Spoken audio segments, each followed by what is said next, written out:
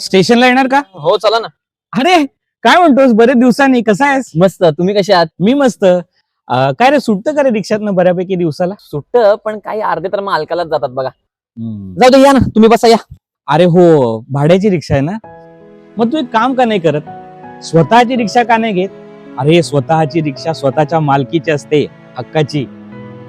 हो, स्वतःची रिक्षा, पण अहो एवढे पैसे आणणार कुठून?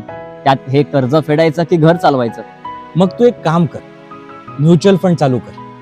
तुझ्या पैशांचं नीट नियोजन कर, योग्य अशी गुंतवणूक कर, आणि महत्वाचं त्यासाठी एक योग्य ऍडवायझर बघ.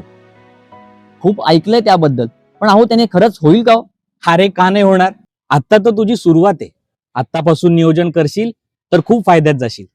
मी तुला एक नंबर देतो, विजय वैद्य, त्यांना कॉन्टॅक्ट कर. आणि तुम्ही सुद्धा स्वतःची स्वप्न सत्यात उतरवू शकता.